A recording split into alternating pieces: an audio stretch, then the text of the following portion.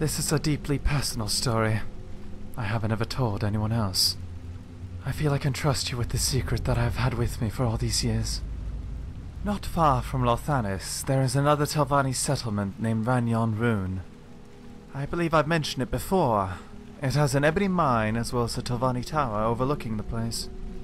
One day, I was wandering through the area that I suppose you could call a market district. I was younger, perhaps my mid-teens or so. I noticed this one Dunmer girl. She had this ashen grey hair. It was quite straight, but with slight curls at the ends of each strand. I took notice. I had never seen her before. Upon closer inspection, I noticed she had this red scarf wrapped around her, all dotted with Telvanni insignia. Intrigued, I introduced myself. When she turned, I immediately took notice of her face. Her eyes. One red, the other purple. Under her purple left eye, that is my right, she had this crescent shape. It was black, darker than her grey skin, just below her eye.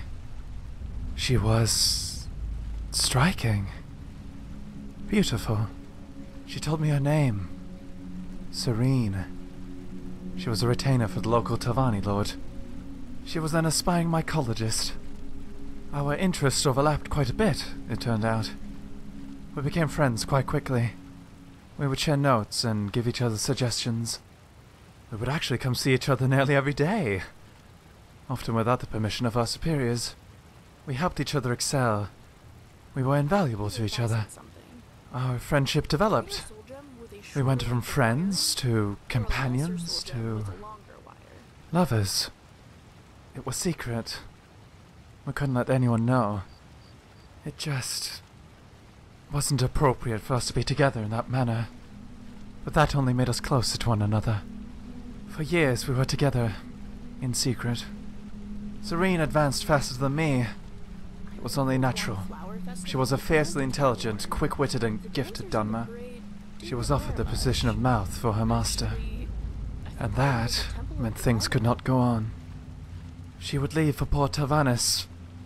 We had to break things off. Not only for the distance, which honestly did not matter, but instead for the prominence of her position. She would be under incredible scrutiny, not just by her superior, but also by rival members. Not only would our relationship have been scandalous, there were other considerations too. Blackmail, sure, but more importantly to her, it may have put me in danger.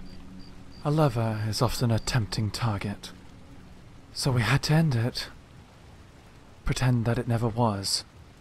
I still vividly remember that last night we lay together before she left for Port Telvannis. Never had either of us been so passionate. We considered everything, leaving it all together. But we both knew we had too much invested into this life. Too many people we'd disappoint.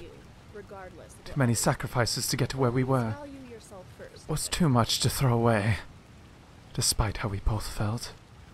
That was the last time we ever spoke. She left the next morning. I couldn't see her off. Years passed.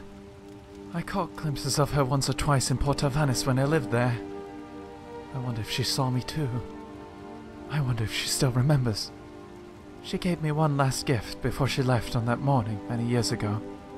The scarf she wore on the day we first met. It has been with me ever since.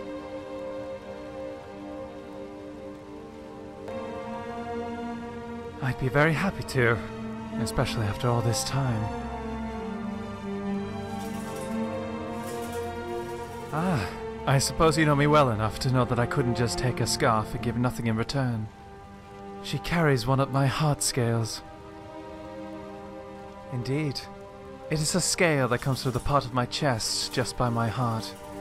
While seemingly no different from the rest of my scales, this scale is much harder. When removed from my body, it stays hard and is quite resilient. She keeps it close to her own heart. I feel certain I can feel her ephemeral heartbeat against my own, even now.